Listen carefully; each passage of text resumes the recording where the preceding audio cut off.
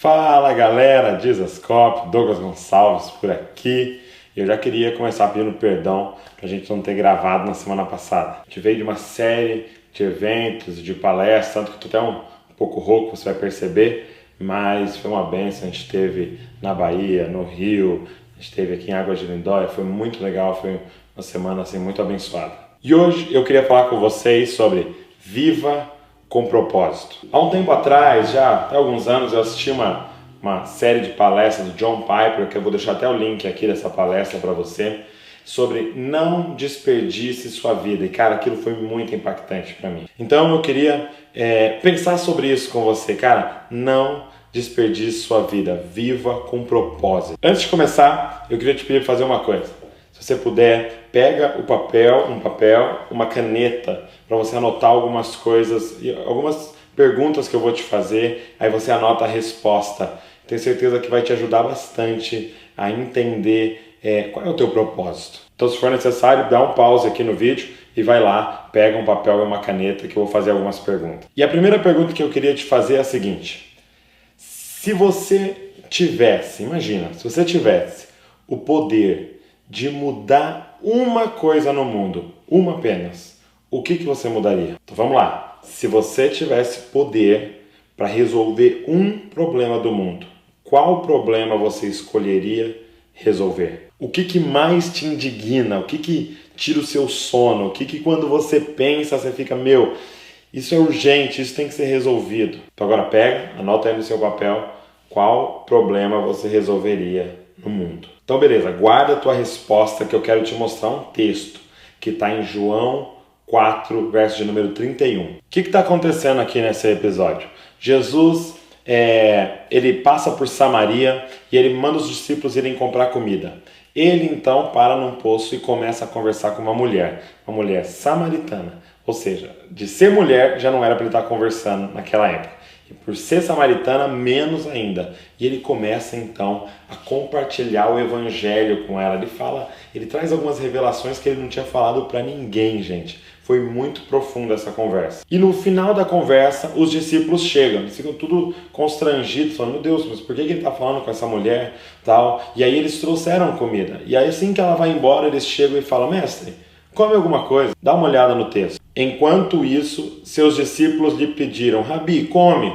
Ele, porém, respondeu, tenho uma comida para comer que não conheceis. Então os discípulos diziam uns aos outros, acaso alguém lhe trouxe o que comer? Disse-lhe Jesus, a minha comida é fazer a vontade daquele que me enviou e completar a sua obra. O que Jesus estava falando, cara, é que fazer a vontade de Deus, fazer aquilo que ele nasceu para fazer, era como comida para ele. Era mais ou menos assim, mesmo que o meu corpo esteja cansado depois de fazer o que eu fui chamado para fazer, eu termino aquilo sentindo que eu estou alimentado. É como se eu tivesse mais energia ainda quanto mais eu faço aquilo que Deus me chamou para fazer. Então eu tenho mais uma pergunta para você. O que é que você faz na sua vida ou se imagina fazendo que, cara, é como comida para você? É tipo assim, cara, quando eu estou fazendo isso é como se isso me alimentasse. É como se isso me desse energia. Quanto mais eu faço, mais vivo eu tô. O que é que quando você faz na sua vida, você até mesmo esquece de comer? De tão dentro daquela situação, daquela ação que você entra. Anota aí no seu papel.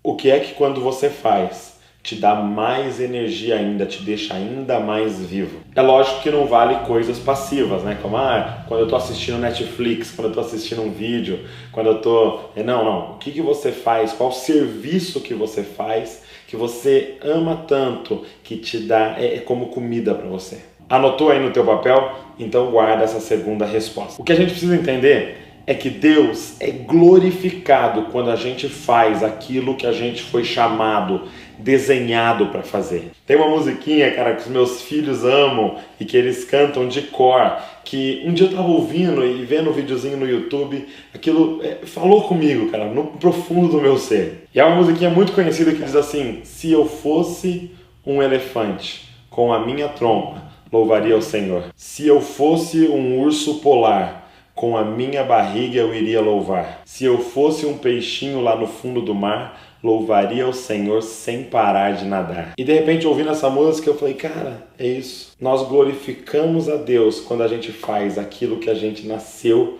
para fazer. É por isso que peixe não para de nadar, é por isso que as aves não param de voar, é por isso que o elefante não para de fazer o que o elefante faz. Porque é aquilo que glorifica, que louva a Deus, é ele ser quem Deus o fez para ser. Agora, eu quero que você olhe para as duas respostas que você deu.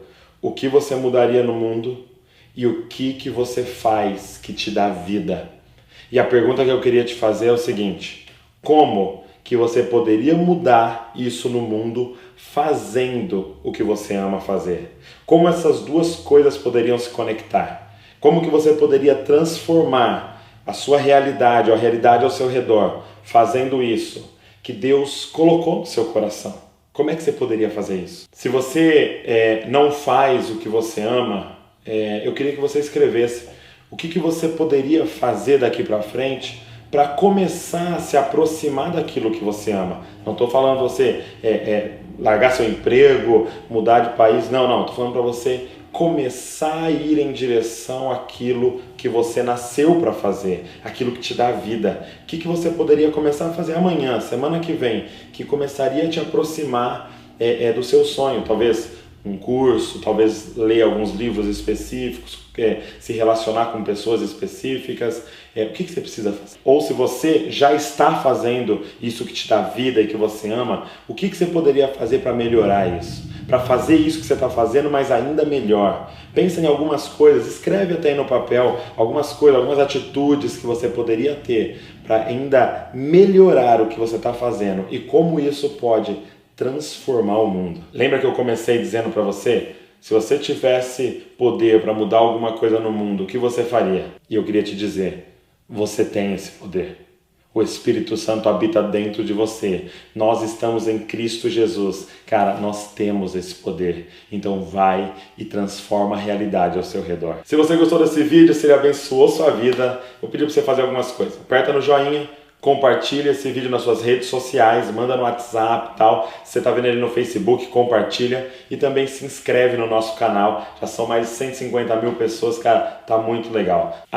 E deixa um comentário também com o que Deus falou com você, de que forma você pode mudar o mundo. Deus abençoe você e não se esqueça, você é uma cópia de Jesus.